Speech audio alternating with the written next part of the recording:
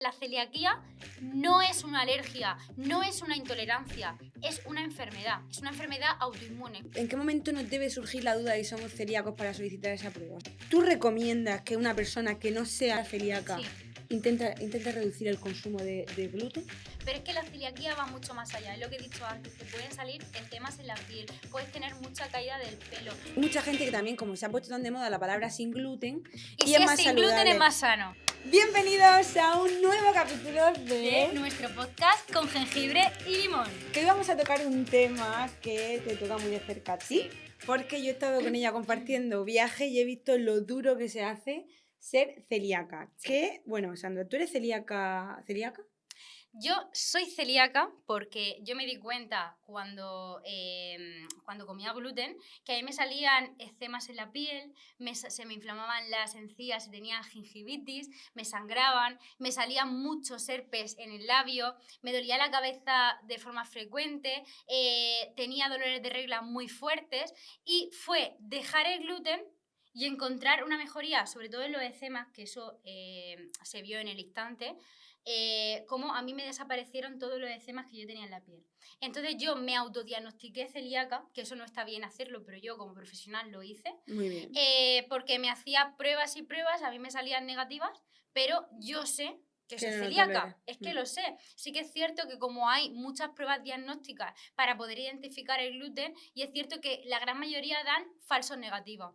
Entonces yo pues directamente, como a mí me sienta mal y yo me noto la barriga inflamada y me noto ese malestar en mi cuerpo, directamente no tomo gluten, y es que incluso las trazas noto que me hacen daño. O sea que yo me considero celíaca sin No un diagnosticada, diagnóstico. pero sí. Exacto. Yo sí que es verdad que me he hecho todas las pruebas, Sandra, también me han dado todas negativas. Sí. Sí que es verdad que evito el gluten en la medida de lo posible en mi día a día, es decir, al final tomo mucho trigo sarraceno, mucha quinoa, Sí. e intento, pero o sea, a lo mejor llego un fin de semana y estamos en un restaurante y yo que sé, piden Claro. algo que lleva gluten, pues a lo mejor no lo evito, ¿sabes? Me lo No, como. es O que una cerveza, ¿sabes? no todos tenemos por qué ser celíacos, si es que al final es también la moda que hay ahora de que todo el mundo es celíaco. O sea, yo, por ejemplo, en este caso, me autodiagnostiqué celiaquía hace unos 3 años aproximadamente, porque sí que es cierto que me podía haber hecho una endoscopia y haberme mirado las mucosas, las vellosidades intestinales, a ver cómo estaban, para ver si estaban dañadas. Pero sí que es cierto que como no lo hice en su momento, pues ahora a día de hoy no lo puedo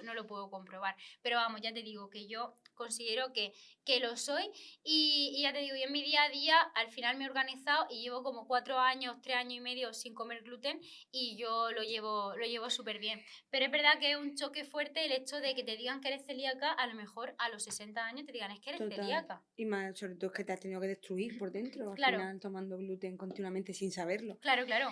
Sandra, y una persona, por ejemplo, porque ahora se ha puesto muy de moda, yo por ejemplo ya digo, no consumo gluten en mi día a día, pero porque noto que me inflama, noto que al Sí. final los beneficios de pues, el trigo sarraceno, los pseudocereales, que al final nos Sí. sientan mejor, pero una persona que no es celíaca como mi caso, si deja gluten, ¿tiene peligro?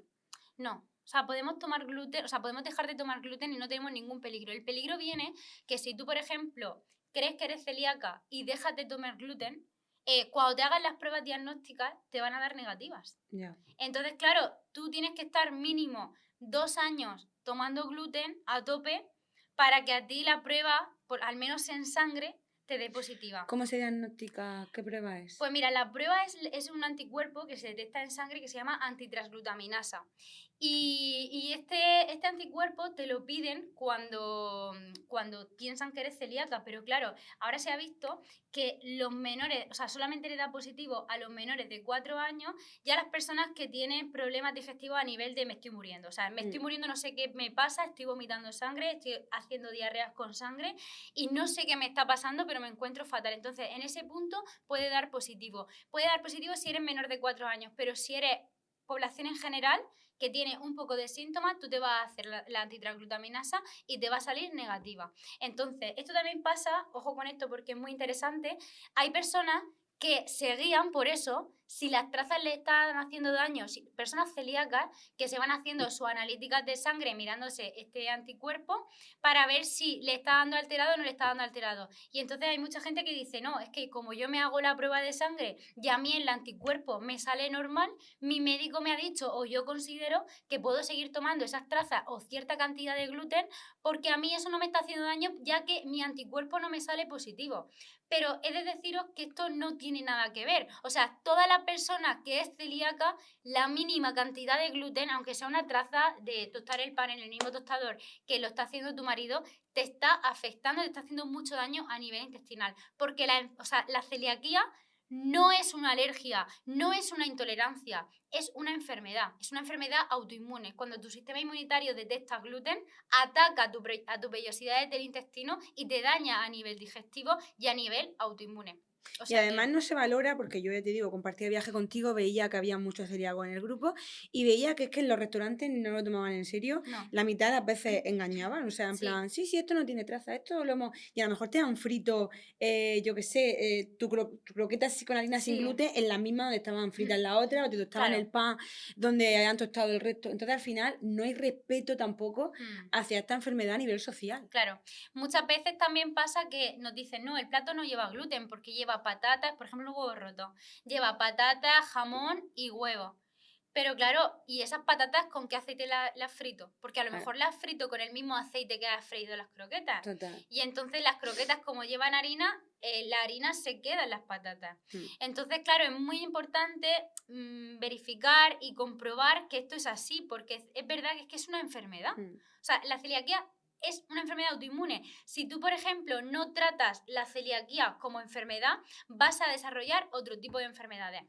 María, te voy a contar una cosa que una chica, por ejemplo, el otro día me dijo, una mujer que tendría a lo mejor entre 50 y 60 años, Mm. que le habían diagnosticado ahora celiaquía. O sea, llevaba toda su vida Madre mía, siendo celíaca y no lo sabía. tendría que estar fatal. Claro, y es que, claro, me contó varias cosas que ahora te cuento, pero es que resulta que el hijo tenía muchísimos problemas digestivos y, claro, no paraban de hacerle pruebas, le habían hecho los anticuerpos en sangre, le salían negativos, pero se hizo las pruebas genéticas, que esas se pueden medir con un parámetro que se llama, es por sangre también, HLA, DQ8 y HLA DQ2, ¿vale? Son los más comunes. Entonces, si te hacen esas pruebas y sales positivo, eres celíaco.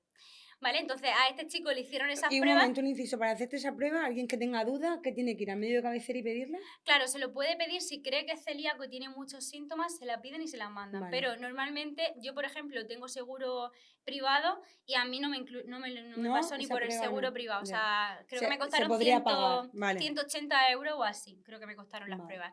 Entonces, bueno, este chico se hizo esas pruebas, se dio cuenta que por genética era celíaco y entonces, claro, si tú eres celíaco por genética, tu madre o tu padre tienen que ser celíacos. O sea, Madre alguno de los dos mía. lo son.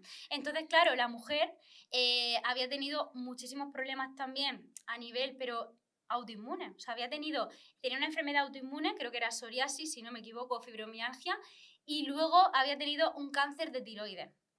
Y le habían tenido que quitar la tiroides debido al cáncer este. Y entonces la chica dijo que se había hecho las pruebas genéticas y era celíaca.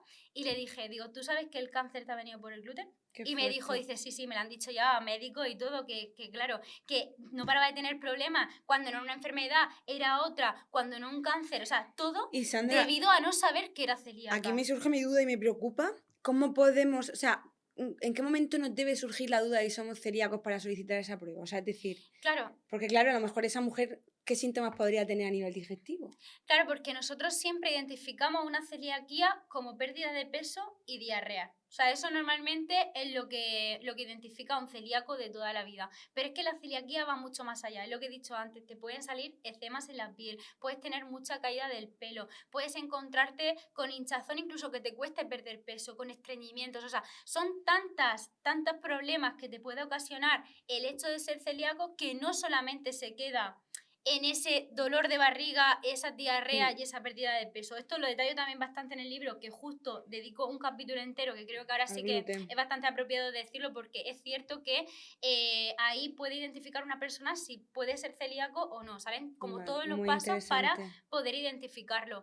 Y es cierto que, pues a lo mejor esa persona, esa mujer estaba sufriendo durante toda su vida un montón de problemas, no sabía que era celíaca Mm, y gracias a su hijo tener esos problemas digestivos y darse cuenta que era celíaco también, ella ahora es celíaca. Entonces, esa mujer que ya no tenía, porque es que ella no tenía síntomas, ya. o sea, era como que, Sí, bueno, lo he normalizado todo.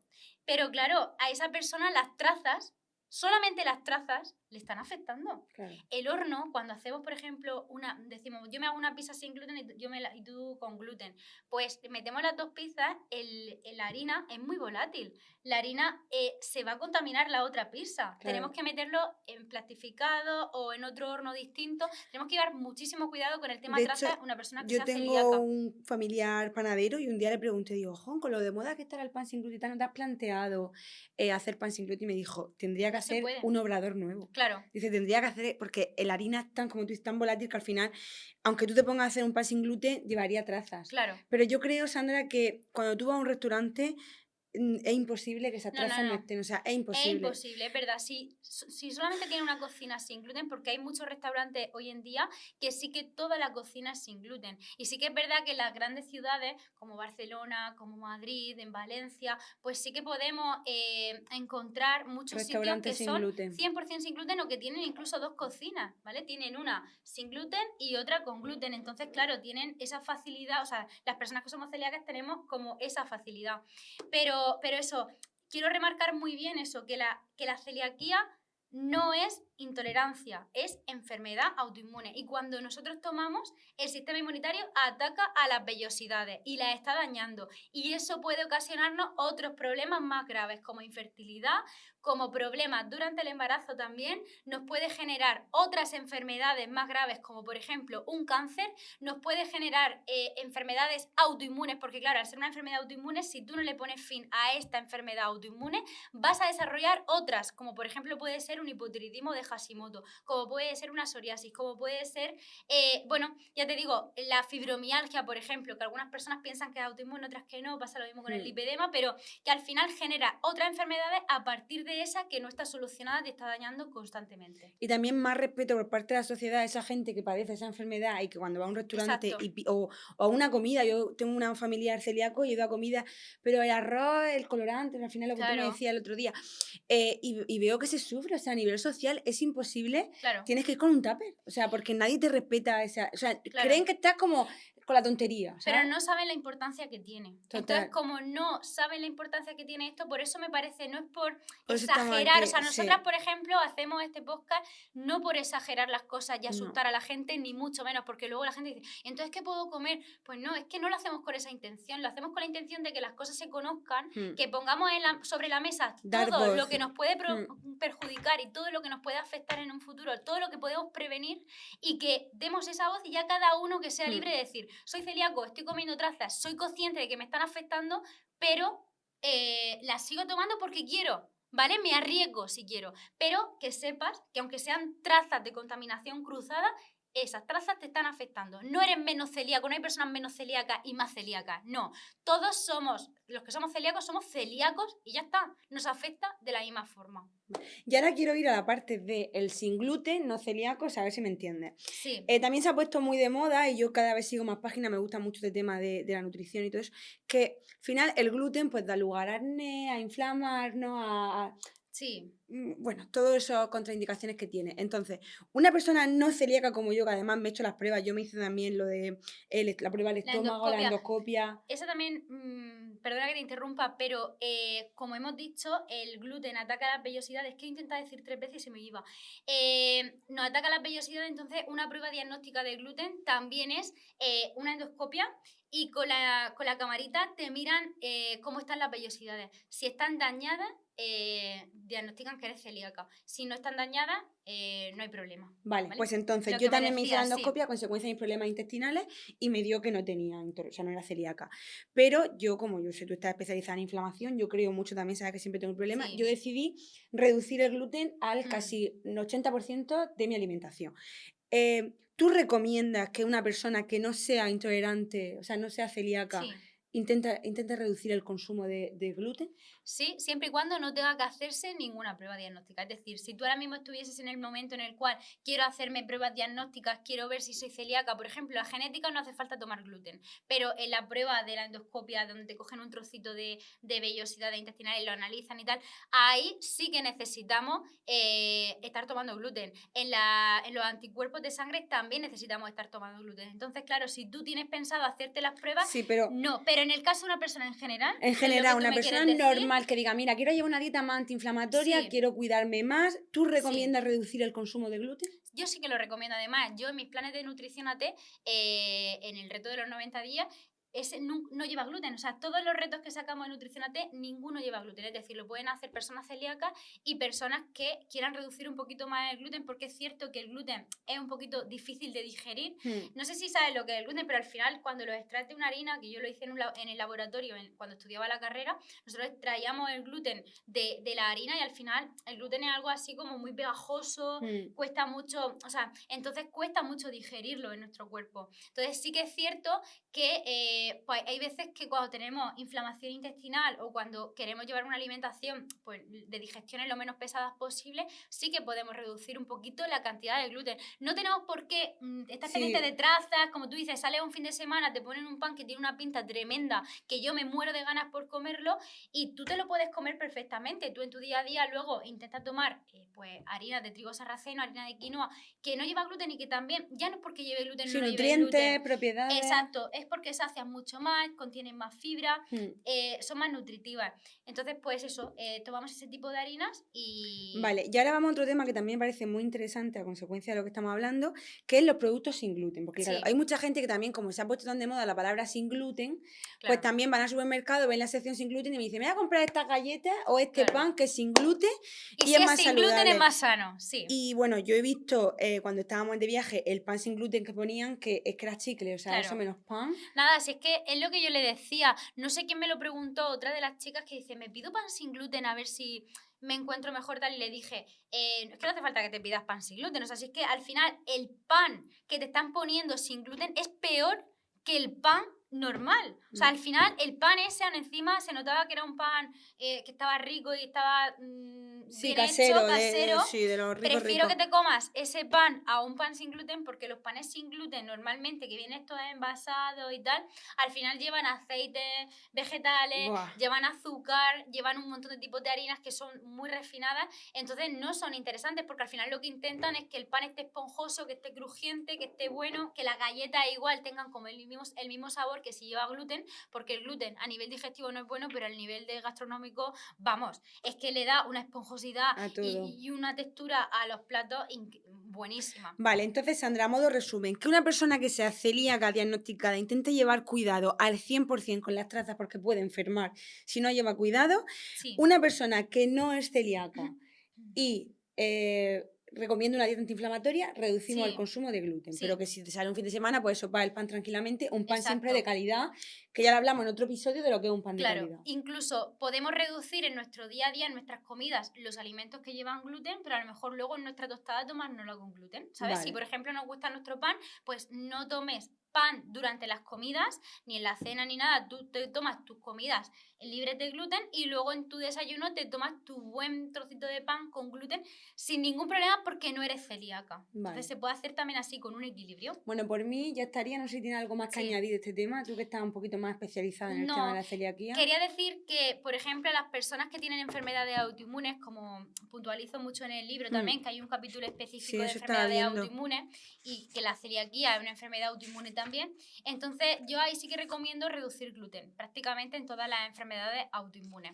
Y porque viene muy bien y el gluten muchas veces pues eso, trastoca nuestro sistema inmunitario, hace que ataque más a nuestras células propias, que también un día podríamos hablar de lo que son las enfermedades autoinmunes, que me parece muy interesante porque hay gente que tiene varias enfermedades autoinmunes a la vez. O sea, yo he visto pacientes que tienen 6 enfermedades autoinmunes, que a mí al principio, cuando me venían, yo decía, ¿cómo puede ser que haya una persona que tenga 6 enfermedades autoinmunes a la vez? O sea, no me lo podía creer, pero claro, era eso, si tú no tratas la principal que te está ocasionando las demás, pues al final van a empezar a desarrollarse más y más y más. Pues hasta tomamos que nota de más ese tema, gordo. de ese capítulo, Sí. que también me parece muy interesante. Yo también aprovecho para ya puntualizar y terminar, que yo tengo una conocida que tenía infertilidad, le dijeron que no iba a poder ser madre, que se olvidara, y entre esa alimentación antiinflamatoria que llevó, lo primero que le quitaron fue el gluten. Sí.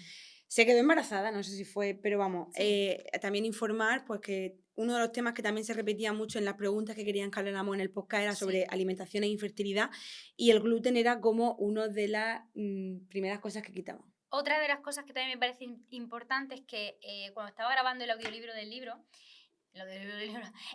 estaba grabando el apartado de la celiaquía y decía que podía interferir en que una persona se pudiese quedar embarazada, incluso en problemas en el embarazo, en el caso de ser celíaca y estar tomando trazas.